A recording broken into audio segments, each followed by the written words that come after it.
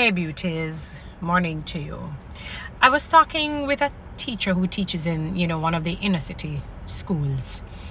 And she teaches, boys. And she said to me, a lot of people assume that these boys don't know some of the things they want. There's some things they don't understand because they simply don't know. They simply were not taught.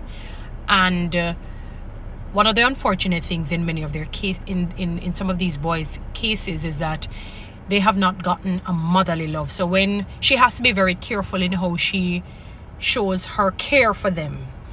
She still has to be very professional, even though she is friendly, so that they know their position and they know her position. Because, sometimes some of them, they come off like adults.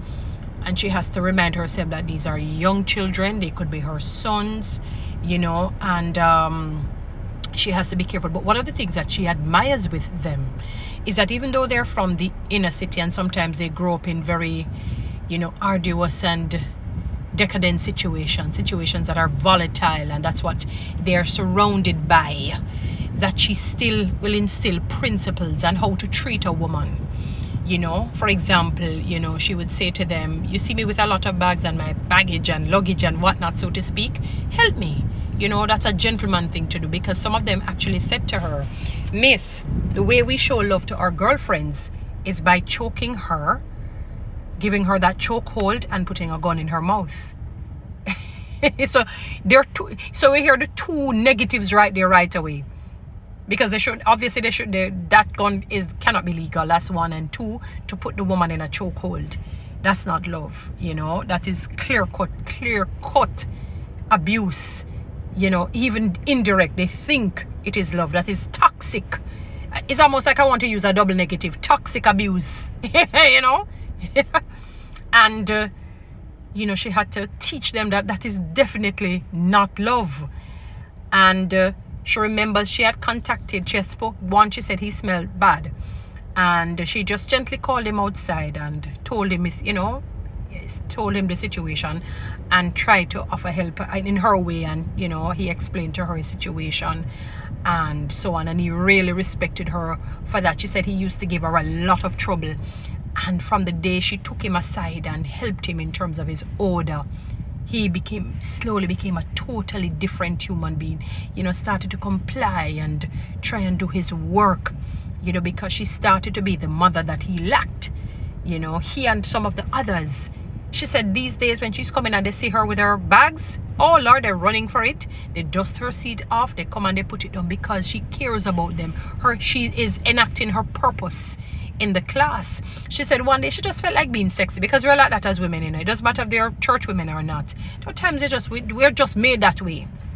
And she just dressed up, not something that is illicit or really inappropriate. Like her dress was a little bit maybe above the knee, little bit she said, or something like that. She normally wears her dresses below the knee, or the tailored pants. And they come and they say, Miss, no, wait, what's going on today? I notice you're exposing your legs. No, I don't want you to dress like that. There's a certain decorum. These are inner city boys, that I want you to follow. We like when teachers are like that. Yes, female teacher and boys. She said one day she was going to work and she has boys, her own children, 2 sons. And she said one day she was going to work and she had on something that it didn't expose her, but she looked a little, I wouldn't even say raunchy, but a little sexy. And her son said, Mom, She said he reprimanded her. Said, no. I don't want my mother to go to work like that. I want you to have a certain decorum, look ladylike, whatnot, and so on. And she said, oh my God, because when they're older and they're going to get married, they want their wives to dress sexy when needs be. But when they're going to work, especially the type of work that they do, no, they want them to dress very much ladylike and, very, not necessarily conservative in a sense, but they're covered, they're modest. and so on. And she was surprised because these are young boys. You know, her boys are probably about maybe 20, 18, 19, they're about, these are maybe 16, 17-year-olds in terms of the school. And she was surprised because people assume that because they're young, it doesn't matter to them if you dress a particular way, but they're watching. And yes, they may not be taught the right things, because their concept of love is a chokehold and a gun in the mouth. That it is sexy because it's something very dangerous, but it's definitely unwise on so many levels, illegal, wrong, toxic, abusive, indirectly, you see, but it's what they know. But she has decided that she would be that agent of change, agent of transformation in their lives. She's not just a teacher to teach them IQ where they learn, you know, the truths about whatever subject that they're doing, but the fundamentals about life. She says her boys, when they're going out, sometimes she stands at her, even though she's going to be the driver, they have to open the door. They go to somewhere to eat. They have to pull out the chair. She is training them to be gentlemen for their wives. And she's doing that with the students that she has in her classroom. They don't smell right, you call, don't embarrass them. So till even one say, wait. One guy said to the guy, you make me get up in your head, you know. Is wash it out there, tell you, wash it sweet, you make you come back and smile. So, and this and that. That time the boy is just happy that she actually looked out for him, because the rest of them in there smell him, not saying a word, but she smelled him. And she said, no, I can't leave him like that. I'm going to help him. I'm not going to mock him. I'm not going to carry his name. I'm going to call him aside, you know, and help him to be better. She still has to be very careful, because she remembers the one even came, she was marking some papers. One came, miss, let me help you. And she said, you know what? She had to do a Joseph run sort of a thing, because she doesn't want her good to be evil spoken of. But understand that these boys are watching, they're looking.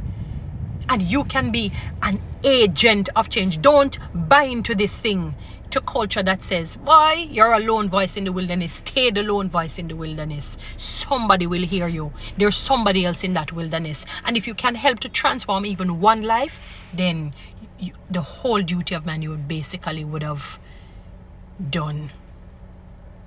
If it is even one life, that's remarkable.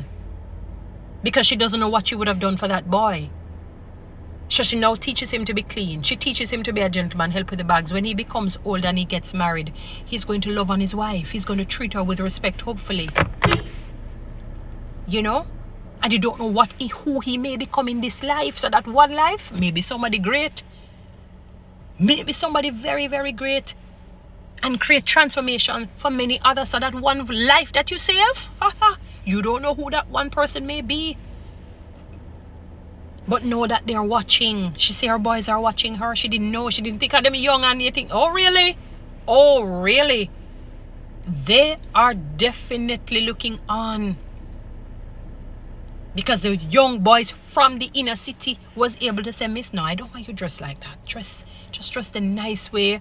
The very, even if you look flamboyant, just make sure it is not, you know, because they said that they don't like to see the teachers in very tight outfit, where your private area is printed out. These are boys from the inner city. And I'm deliberately saying that because people believe that, oh, because they're from the inner city, they're used to that. That's what they're used to, so they're okay with it. But they're still human beings. There are things that they still like and dislike. People feel like they don't have any likes and dislikes, or because they're young. Sure, that's not. They're not concerned about that. Or really, when she wore what she wore, they came to her and said, "No, miss," because she commanded that respect. They valued her. They are very protective of her. She says they're looking on. So it doesn't matter if they're from the inner city, if they're from Middletown, Roundtown, Uptown, Downtown. They seem like deviant. You do your part of trying to. You can't change people. You can teach them fundamentals. It is for them to take it on. Only God, you know. There was a scripture, I think, in the book of Isaiah. It's Isaiah, wherever in the Bible it is. You know, we do our plans, but God establishes them all. You know, Jamaicans have a way of saying, man a plan, but God a wipe. You know, so you plant the seed. Plant your seed. I'm not saying that you must not do that. You know, we can use the very famous and notable quote, faith without works is dead. You have to do your part. Train up a child in the way he should go, G-O, that when they're old, they don't depart from it. You train, do your part, but leave the transformation ultimately to God. But they're looking on, and I'm proud of that teacher. She's not just teaching them education, she's teaching them about life and how to be healthy human beings and healthy husbands. Guys and fathers too. Follow me on TikTok, subscribe to my YouTube channel, share this.